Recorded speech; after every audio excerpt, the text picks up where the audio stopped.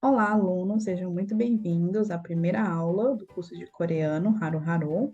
Nesta aula inicial, nós vamos conhecer um pouquinho sobre a origem do alfabeto coreano, quem criou ele, como ele surgiu, etc. Vamos lá? Então, o nome do alfabeto coreano se chama Hangul. Hangul. O Hangul foi criado em 1446 pelo rei Sejong. O rei Sejong foi o quarto rei da dinastia Joseon. Aqui ao lado você pode ver uma imagem dele. É um rei bastante conhecido. Então, o objetivo do rei Sejong era alfabetizar o povo coreano e substituir os ideogramas chineses, chamados de Hanja. Hanja. Nesse slide você pode ver um exemplo do que é o Hanja. São esses ideogramas.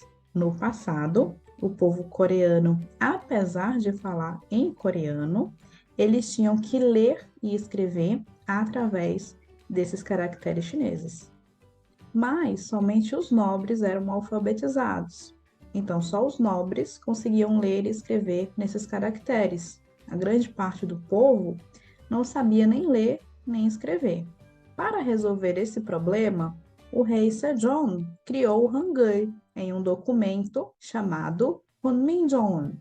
Esse documento significa os sons apropriados para a educação de um povo. E nesse documento, o rei Sejong explica sobre as novas letras da língua coreana. Então, ele foi todo escrito em chinês, porque todo mundo só escrevia nesses ideogramas, mas você pode ver aqui pequeno, mas tem algumas letras diferentes, que são as letras que ele começou a criar dentro desse documento. Muito tempo depois, em 1912, um linguista chamado Chu Shigyeon, esse rapaz aí da foto, ele pegou esse documento e o conteúdo que estava dentro dele, ele deu um nome, ele nomeou o conteúdo que estava dentro, que era o alfabeto, que não tinha nome. Então ele passou a chamar de Hangul. Ele usou como inspiração esse nome, Hangul, a palavra Han, que é usada para se referir à Coreia no geral, e significa grande, e também a palavra Gul, que significa escrita.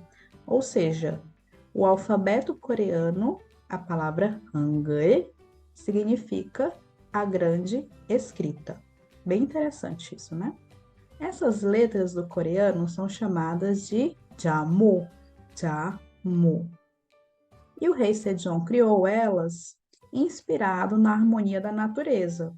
Então, o céu, ele se inspirou, fez uma bolinha, a terra, um tracinho na horizontal, e o homem, o ser humano, um tracinho vertical.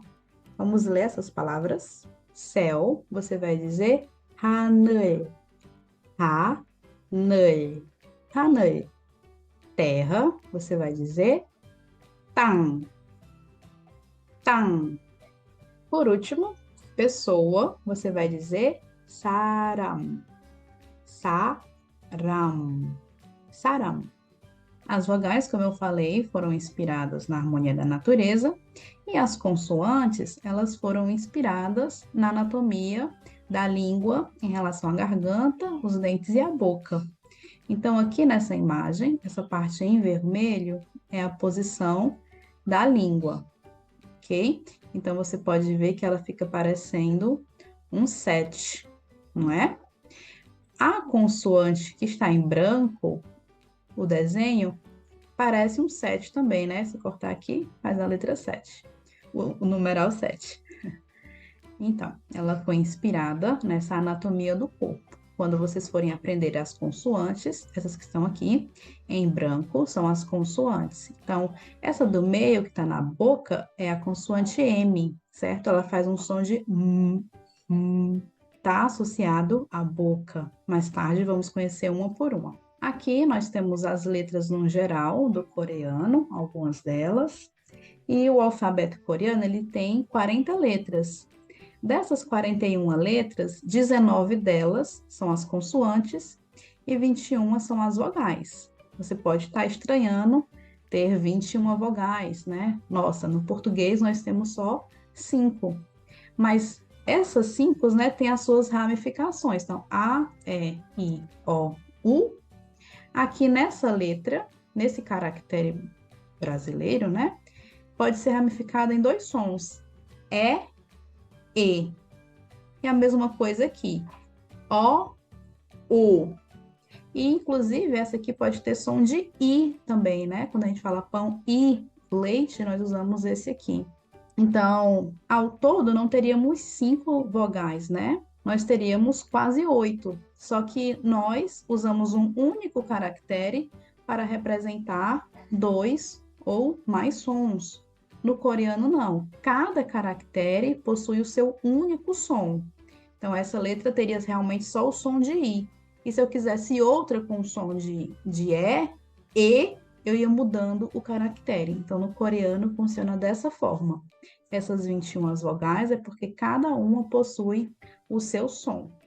Então, até aqui esta aula. Nas próximas, nós vamos conhecer as vogais. Até lá!